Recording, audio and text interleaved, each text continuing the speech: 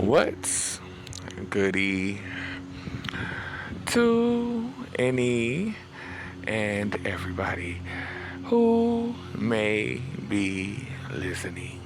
Okay, I'm going to be talking about the Psych Ward today. Okay, now I may split this up into two or three parts, depending on how long it is, because I'm not going to be focused upon myself, but I am going to be talking about Sharita, um, and the events that led up to her stay in the psych ward. Because there's some things to touch on. There's some energy to call back. Now, at this time, I was most definitely I wasn't homeless because I was staying with Claude. Now we got some things to talk about as it pertains to Claude as well, but I'm probably gonna do that within the next few days. Okay. Anyway, I was staying with Claude. Now this individual was my handler. Okay. And he was most definitely controlling, abusive, manipulative. He was doing some sort of magic, or somebody that he was around was doing some sort of magic. I felt like there was some sort of magic placed over the threshold of his door as well. So when I wasn't staying with Claude and I would go visit, something about it kind of pulled me back there. Okay. Either way, Claude was very abusive. He kept motherfuckers in and out of his house all day, every day. He could not be alone. He could not and would not look inward. Even though we had a million conversations about it, he did not accept accountability or responsibility for the things that he did. Okay? But we're going to be getting into Claude more within the next few days again. But I was staying up over there.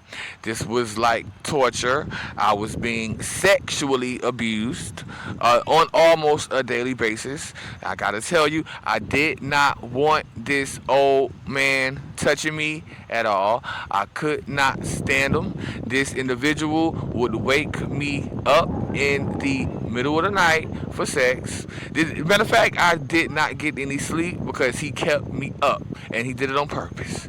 And he did this in order to keep me off balance. Now let's go ahead and call the energy and light force back.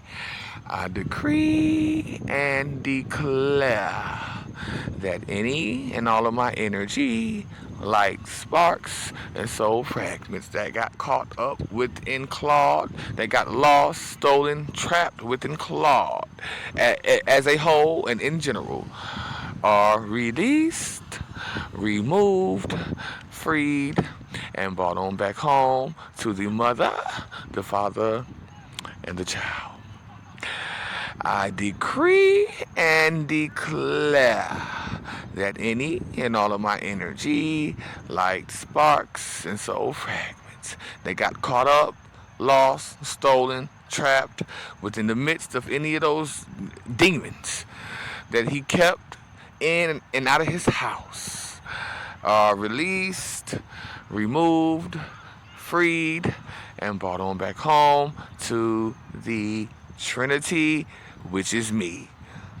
Okay? Now, at this time, Sharita was also going through something, but all this is really kind of sort of staged. So she was going through something too. These individuals were willing to do anything to put the light out, of a source fractal, myself, and my counterpart as well. Okay. So Sharita was kind of homeless, but she wasn't really, okay, because she had some options. Now, at this time, she was staying with a lady by the name of Cassandra.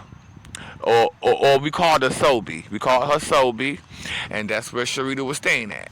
Okay? Now, one day I was over at Claude's, of course, because that's where I was staying at. Sharita called me talking about. She called me like crying. She called me in distress. talking about some Sobe. Cassandra tried to sell her to some man to get some money for some crack. Now I gotta be honest about it, Cassandra. I gotta be honest about it. So it's nothing personal. I got to say exactly what happened. Okay. Now, Sharita is a pathological liar, but I am getting the clearance that she did not lie completely, but it was a sort of a lie. She did not tell the complete truth in that Sobe did not try to sell her and keep the money on her own. Sharita got something out of the deal as well. But she called me lying with this sob story, with this pity that she loved to garner pity from other individuals. She loved for other people to feel sorry for. Now, immediately I did feel sorry for her at this time, because at this time we were, speaking. We were not estranged, and I had no clue that she had done all the shit that she did with the molestations and the experiments. I completely forgot about that by then. Okay, now this was sort of recent. I'm going to say about 6 or 7 years ago. Okay. So immediately I got mad, and Danielle. Now Danielle is somebody who is money hungry, somebody who is greedy, someone who attached themselves to my root chakra at a very early age, someone who held my grandmother Dorothy captive. Okay, in order to stay attached to my root chakra. Okay, and was siphoning my energy the whole time. Anyway, she had money. She had an apartment as well where Sharita, her mama, could have came to stay. And I was like, so why is she not allowing Sharita to come stay? Why is Sharita having to go through what she going through? People trying to sell her body. Okay, I was upset, so I did call Danielle. I did, and I look. I might have cussed her out. I might have cussed her out. I don't know whether I would. I think I was calmer. I think I was calm. I didn't cuss her out quite yet. Okay, I wouldn't cuss her out until later on that night. But I did talk to her about it, and she got offended. Okay, and she got declined immediately. Let's go ahead and call the light sparks back from that. I decree and declare that any and all of my energy, light sparks, and soul fragments that got caught up, lost, trapped, stolen, stuck, and lodged within that altercation that earlier in the day, when I confronted her about letting Sharita come stay, even though I was manipulated into doing so, are released, removed, freed, and brought on back home to the mother, the father, and the child, which is none other than me. And now, later on that night, it got real. No, before then, though, I gotta tell you that she called her daddy, she called her pappy. Okay, Daryl had her, and he had the nerve to call me. And confront me about it. Okay, now this was not really an argument, but anyway, let's go ahead and call my life sparks back from that. I decree and declare that any and all of my energy, light sparks, and soul fragments that got caught up, lost, stolen, trapped, or stuck, lodged in the midst of that confrontation between myself and Daryl Hannah are released, removed, freed, and brought on back home to the mother, the father, and the child. Okay, the Trinity in one body. So later on that night is when it got real. Okay. And here's where the Psych Ward comes into play. I forgot how we had got to the psych ward, but mind you, at this time, Danielle was pregnant with Kalia, and girl, for some reason, she just looked a mess pregnant. I don't know why. I don't know why, but she looked a mess. She was not glowing, like she wasn't. Okay. Anyway, um, um. So we were all at the psych ward, and now I forgot how we got there, but we were all at the psych ward. Sharita was going to be checking into the psych ward, and you already know she was putting on an Oscar-worthy performance with them tears and that crying that she know how to do on cue. Okay. And me and Danielle had got in. I'm trying to tell you, we got into a huge raw spat right up in there in that hospital in the lobby. We got into it real bad, and I cussed that bitch out. I sure did. Okay. Now, and she got the crying. So let's go ahead and call the light sparks back from that.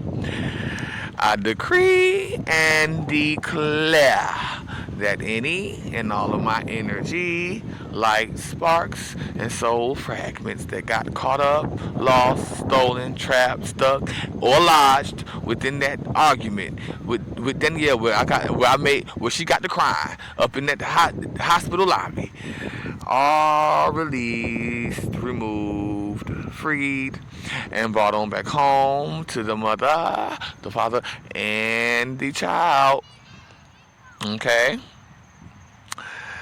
So Sharita is up in there talking to the nurse or the doctor about her problems, the depression or whatever it is. Child, that ain't no depression. That shit was black orbs and dark matter that she was not willing to go down up in her body and heal.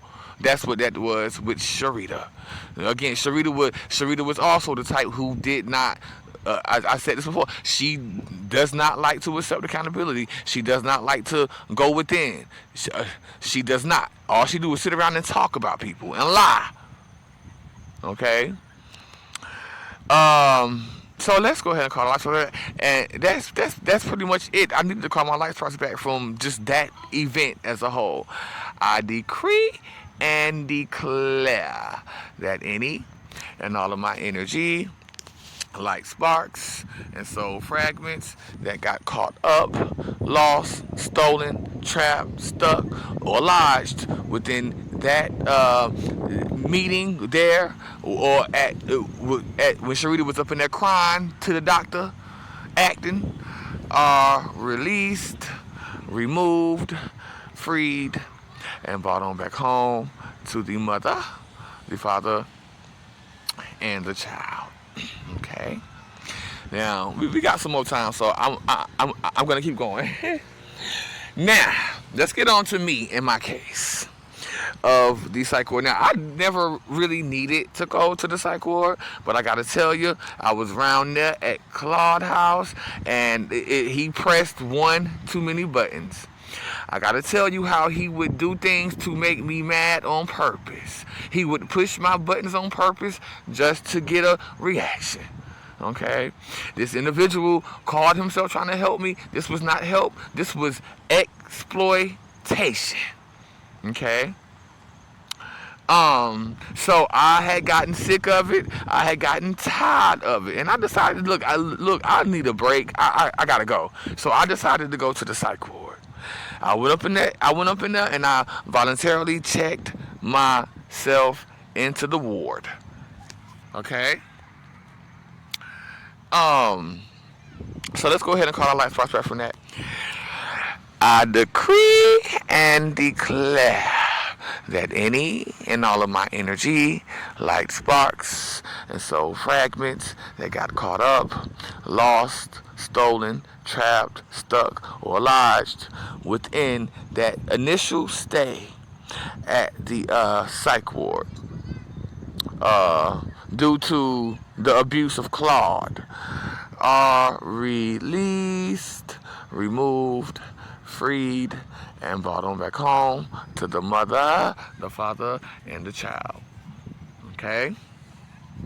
Now, once I got up in there, I was ready to go immediately. There was nothing to do. I was surrounded by all these people who definitely belonged in there. Okay, I was like I stood out because I was conscious. I was aware. What was I doing in the psych ward? But I gotta tell you the way that when Sharita would come to visit. Now, when Sharita would come to visit me, there was always this look on her face, and I could feel this emotion coming from her, like, "Ooh, I'm glad he in here," or "Oh, like she loved to see me in that psych ward." I can tell that she loved to see me in that psych ward. Okay. At times she would bring me food in which I at the time I ate the food, but bitch, I would never eat none of her food now. Okay? Even though I ain't seen her, you know what I'm saying. I wouldn't trust that bitch around my food for nothing. Now, so let's go ahead and call our light sparks back from that. I decree and declare that any and all of my energy, light sparks, and soul fragments that got caught up within the midst of that of that initial stay in the psych ward where Sharita was coming up there, and the look on her face said it all, and the emotion that I was feeling coming from her was like she loved to see me in there. She loved to see me in there. Are released, removed, freed, and brought on back home to the mother, the father, and the child, which is none other than myself, baby. Okay? Now, I would not stay in. I would not go back to another psych ward because of the experience. I knew that that's not somewhere that I wanted to be. Now, I wound up going back to the psych ward years later in Los Angeles. We're going to talk about it. Now, this was a little recent. I'm going to say about a year and a half ago, when I first decided to just drop everything concerning the Matrix, even though this had been a process. Okay, I decided to just say fuck it and drop it all. Spirit was nudging me towards that. Spirit was nudging me to say fuck it. So, but at this time, I still was not quite ready. It was also cold outside at this time in Los Angeles. Not necessarily cold, but you know how LA weather is. It'd be warm in the day and cold at night. Excuse me. So I decided to go to the psych ward. Like maybe when I first got out there, within the first week, I said, "This is the shit. I'm gonna go to the psych ward." So I went there. Okay, but there was nothing wrong with me. I just went up in there because I was trying to evade that cold. Okay, let's call our light sparks back. I decree and declare that any and all of my energy, light sparks, and soul fragments that got caught up, lost, trapped, stolen, lodged, or stuck within the midst of me going down to that psych ward, it was USC, are released, removed, freed, and brought them back home to the mother, the father, and the child. Now, we got to talk about some of the experiences while in there. First, I want to get on the staff, the CNAs, the nurses, and the doctors. Baby, it was not too long before I got in there. First of all, now, again, this profession, the whole profession, the medical profession, overrun by soulless beings. Everywhere you go is one with them damn eyes, and it's the eyes. The eyes are a dead giveaway. Those dead eyes. Okay. And the body, it's the body movements, it's that dark matter up in the body. It makes the body move in certain ways, certain restricted ways, and things of this nature. That I realized when I was up in there that it was not a lot of the patients didn't need to be up in there. It was them doctors and them nurses and them CNAs that needed to be up in there who would be looking at the patients crazy. Now, let's go ahead and call the light sparks back.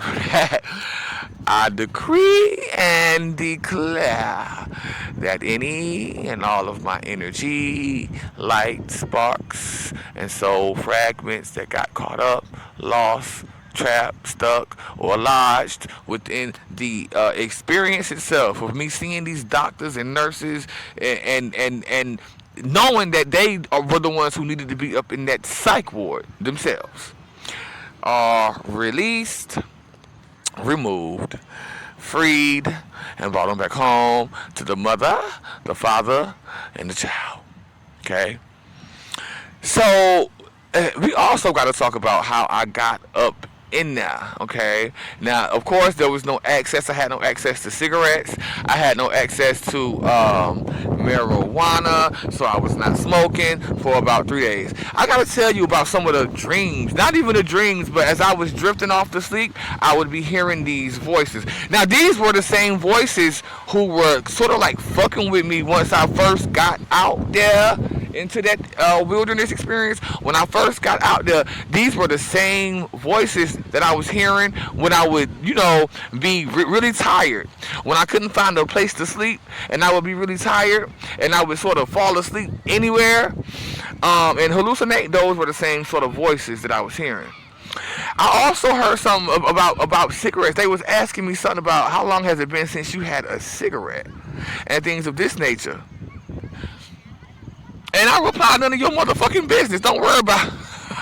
I said, don't worry about when the last time I had a motherfucking cigarette. See, they did not know that I was in that psych ward. Okay? And something about me stopping cigarettes, something had cleared. Something had cleared when I had stopped smoking for that moment. Now, we got to call our life force back from that.